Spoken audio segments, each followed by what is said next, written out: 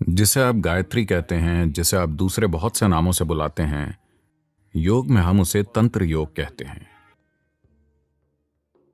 शक्तिशाली ध्वनियों के गलत उपयोग से गंभीर समस्याएं पैदा हो सकती हैं।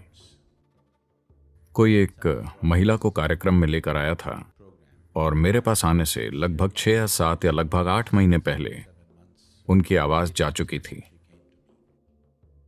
मंत्रों को विशेष सावधानी से जपना जरूरी है।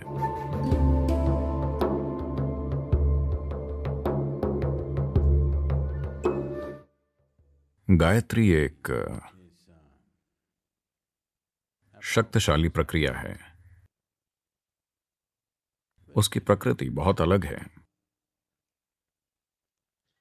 ये कोई ऐसी चीज नहीं है जो पूरी तरह व्यक्ति की भीतरी या आध्यात्मिक उन्नति या उस आयाम की ओर केंद्रित हो।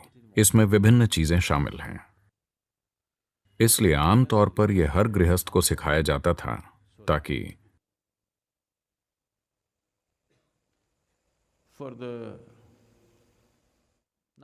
कम केंद्रित लोगों को सेहत, खुशहाली और जीवन के दूसरे पहलुओं में थोड़ी मदद मिल सके। तो गायत्री मंत्र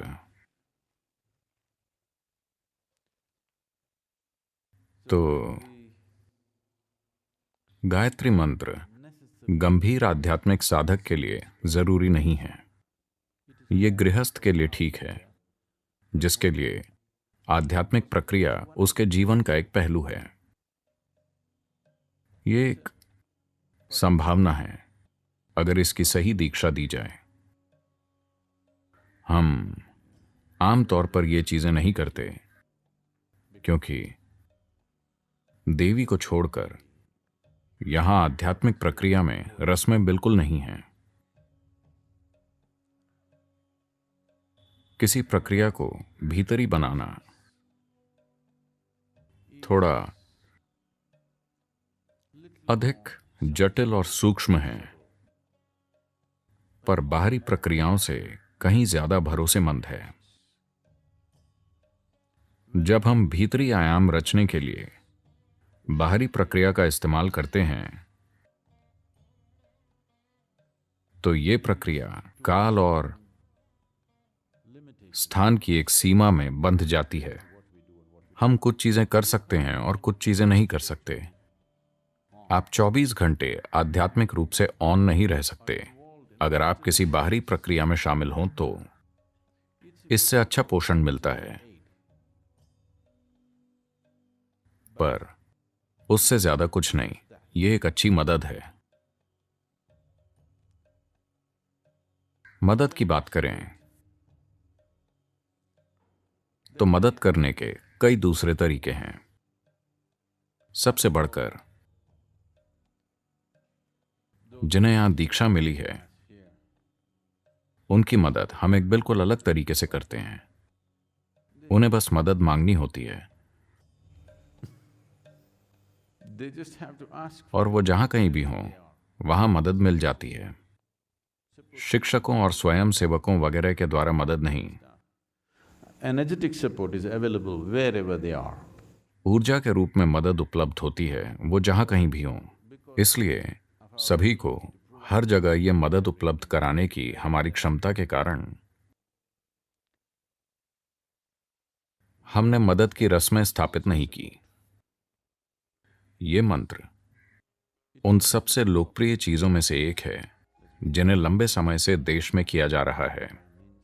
लंबे समय से मतलब है खास तौर पर पिछले 4000 सालों में। मुझे लगता है आदि शंकर के बाद से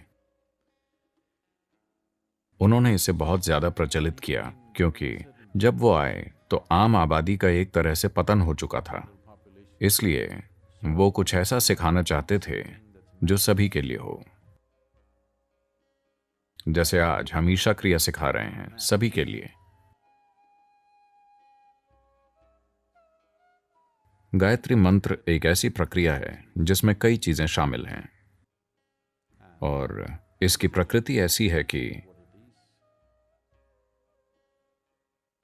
मैं ये नहीं कह रहा कि आज ये महत्वपूर्ण नहीं है, यह हमेशा महत्वपूर्ण रहेगा, पर सामाजिक और इसकी बनावट की दृष्टि से यह आधुनिक जीवन में उतना फिट नहीं, क्योंकि इसे सच्चाई बनाने के लिए कई चीजें जरूरी हैं।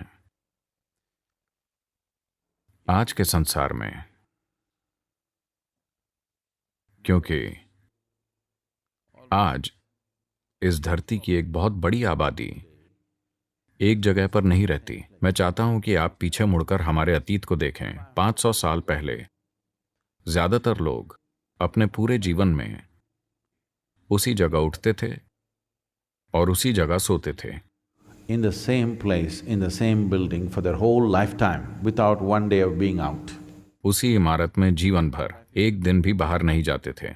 जीवन ऐसा हुआ करता था। आज मुझे लगता है बहुत ही कम लोग ऐसे हैं, मेरे जैसे लोग। अगर मैं 2 रातों तक एक ही बिस्तर पर सोता हूं तो मुझे लगता है कि यह सौभाग्य है। तो वो दिन जा चुके हैं। इसीलिए चीजों को करने की कुछ रस्में और कुछ तरीकों का महत्व काफी हद तक कम हो गया है। मैं ये नहीं कह रहा कि मूल साधना का महत्व खत्म हो गया है, नहीं, लेकिन सामाजिक चीजें बदल गई हैं, परिस्थितियों में बदलाव आया है, इसलिए वो प्रक्रियाएं आसानी से नहीं की जा सकती। प्रक्रिया को भीतरी बनाना सबसे अच्छा है। भीतरी प्रक्रिया कहीं भी की जा सकती है। वो इस पर आधारित नहीं है कि हम कैसी परिस्थिति में हैं, कैसे लोगों के साथ हैं, इससे कोई फर्क नहीं पड़ता। तो योग 100% भीतरी है।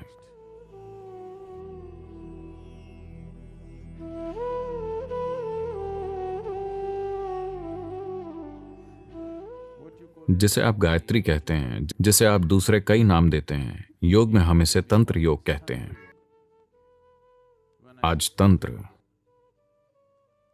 बहुत अजीब तरीकों से प्रकट हो रहा है, खास तौर से पश्चिमी देशों में। और लोग सोचते हैं अगर कोई तंत्र शब्द कहे तो वो बेलगाम मेलजोल के बारे में सोचने लगते हैं। नहीं, तंत्र का सीधा मतलब है तकनीक। कई तरह के तंत्र होते हैं। अगर आप ऐसी तकनीक का उपयोग करते हैं जिसमें बाहरी पदार्थ शामिल है तो उसे तंत्र कहते हैं। अगर आप ऐसी तकनीक का उपयोग करते हैं जिसमें कोई बाहरी पदार्थ शामिल नहीं है, अगर वो पूरी तरह भीतरी है, तो हम उसे योग कहते हैं।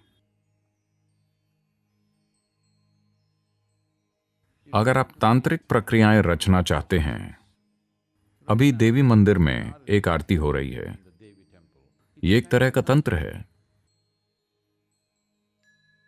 वहां पूजा होती है, यह तंत्र है। अभिषेक होता है, यह तंत्र है।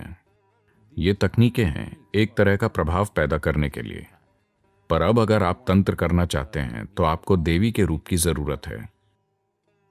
इसमें कई बंधन हैं। तंत्र तब उपयोगी है जब लोग खुद कुछ नहीं करना चाहते हों, वो चाहते हैं कि कोई और उनके लिए ये करे। तो एक व्यक्ति जिसने ये तंत्र सीख लिया है, वो इसे सबके लिए आसान बनाता है। The danger of Tantra is exploitation. तंत्र का एक खतरा है